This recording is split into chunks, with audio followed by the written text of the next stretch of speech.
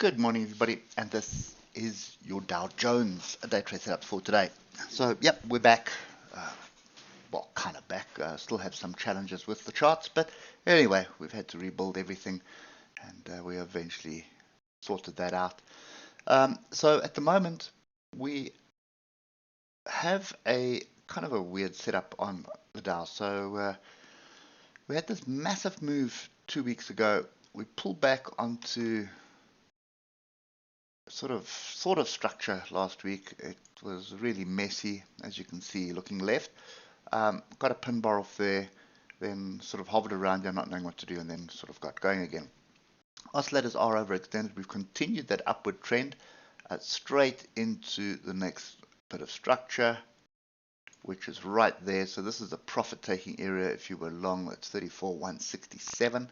And now what we're looking for is some kind of a pullback onto something that makes sense, and that swing high there would definitely make sense for me at the moment. We did get a bit of a rejection off it going into close last week, but then we sort of closed above it. So at the moment we have a week of data, so that's very difficult to ascertain what's actually going to happen. Trend at the moment is very strong, but this could be a flag that's forming for a pullback, and oscillators are really overextended, so a little bit cautious of jumping in long on the top of moves. So in other words, not looking to jump in long here. Definitely look at the pullbacks, but look at the oscillators on all the time frames at the moment. They are really overextended. So not something I want to be chasing at the moment.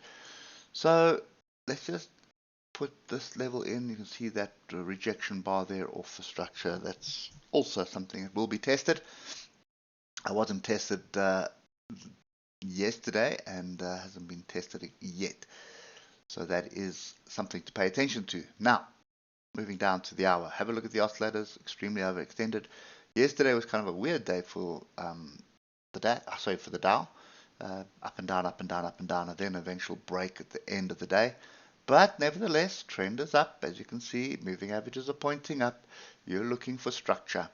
And structure, unfortunately, is here at 34,048, or you can round that off to 34,050. And then you have, well, let's just leave that as is. But then you have all of these tails here from yesterday and last week Friday that could offer a surprise. Now, bear in mind, you have lots of data coming out this week. You have the Feds coming out on Wednesday with their song and dance.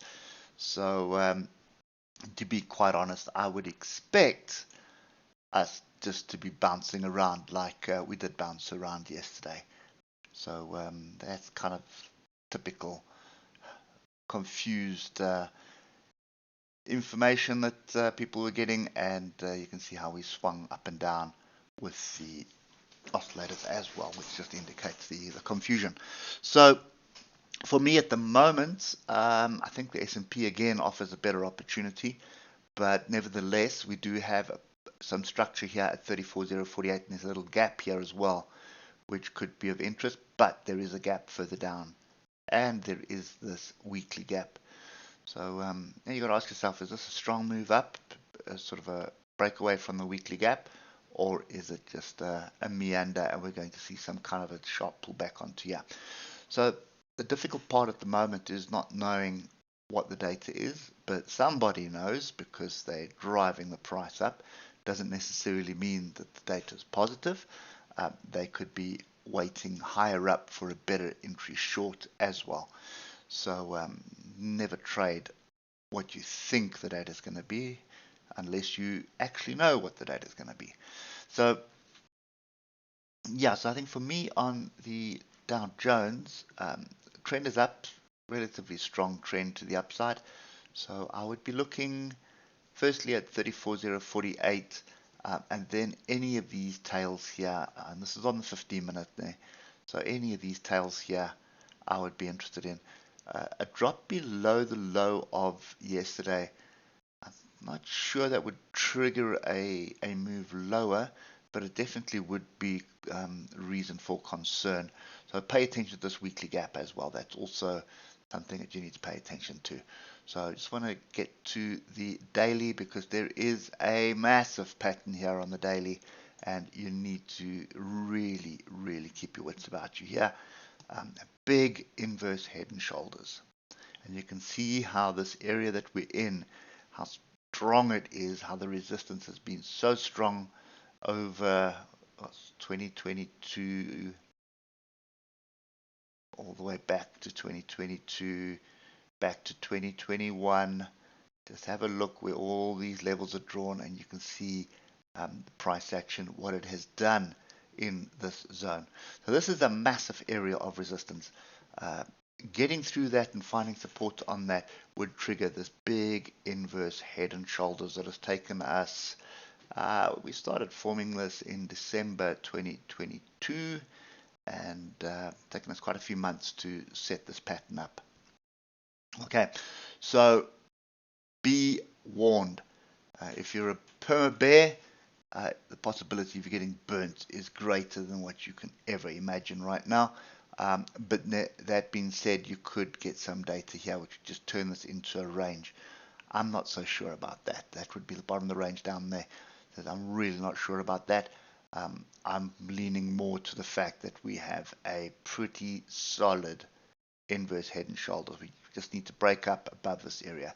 And with a week full of data, that could be the catalyst that we're looking for. Okay. So anyway, I am long. I am looking for opportunities to buy, but a little bit cautious on the Dow, just based on the setup that we see yesterday.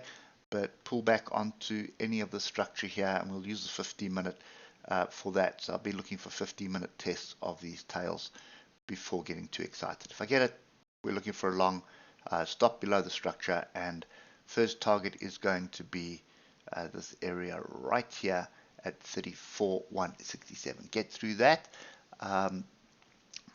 then we will see what happens. But I think I'd rather take profit there, wait for the pullback, because I think it's going to bounce around here based on what we see on the left. Anyway, that's it for me today. Hope it helps, and we'll catch up with you tomorrow morning. Cheers for now.